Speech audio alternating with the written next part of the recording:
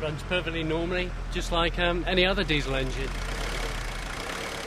Oz is an environmentally friendly businessman. He converts cars to run on chip fat. After going through approximately 20 or 30 heat up and cool down cycles, it becomes waste. At that point I pick it up from restaurants and I clean it. And believe it or not, you get more miles to the gallon from the waste oil than you do from the new oil. Chip fat produces less carbon dioxide than any other fuel.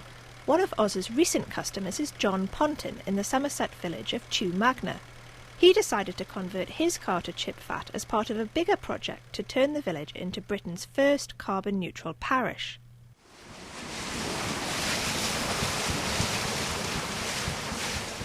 John has brought me to the old water wheel and mill. It's the headquarters of the carbon-neutral scheme, but also provides a new source of energy. Most villages don't have an alternative source of energy like this, so it's a huge advantage.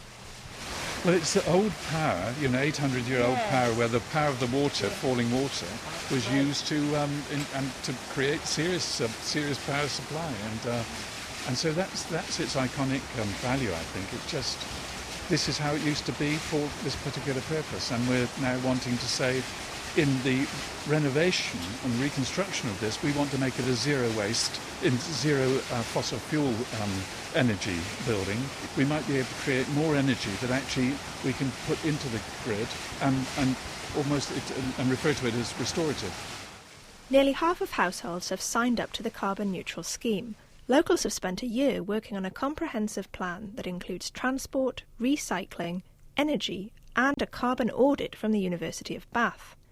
Fuel costs will be higher, so there's a new carbon bank to help those who can't afford it, and there are even plans to install an ecological toilet that only needs cleaning once a year.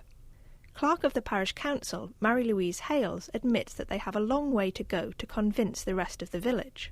It ranges from enthusiasm to deep scepticism, really, but there is a core of very enthusiastic people, and there are those who are on the fringes who knew something but didn't quite know what to do, and I think we're just giving them sort of ideas. Chew Magna has a traditional high street.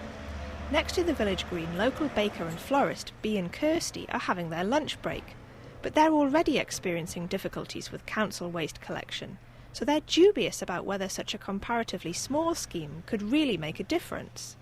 I'm not massively sure what the whole thing involves, to be honest. I think if it's trying to keep waste to a minimum and trying to keep as much stuff local as possible, then it's obviously got to be a good idea. Waste is a problem here. As a trader, it's a complete nightmare because I actually have nowhere to put my rubbish at all. They're having problems with all our recycling bins. They're actually dumping it all in a field at the moment. They don't know where to recycle it. Not everything in Chew Magna is rosy then, although Bath and North East Somerset Council deny that there's a problem. Dr. Malcolm Kennedy is an expert in environmental science, and he believes that the small residential nature of the village might make the project more likely to work, but very unlikely to have any big impact on the environment. I too have been to Chew Magna. It's a lovely little village. It's where a lot of fairly wealthy people live, but as far as I recall, there isn't any industry there now. I'm all in favour of communities who are banding together to look at the whole energy makeup of their community. Any solution that comes out of this is going to be expensive, and so any industry thinking of moving into the area will bear that in mind. It's a tiny place. Britain contributes 2% to the world's carbon dioxide emissions. I don't know what tiny percentage Chew Magna is of that, but we have to bear in mind that all the while China and India, the US and other industrialised nations are increasing their carbon dioxide. Back in his garden, John Ponton shows me some of the changes he's made to his house. He accepts they're not cheap.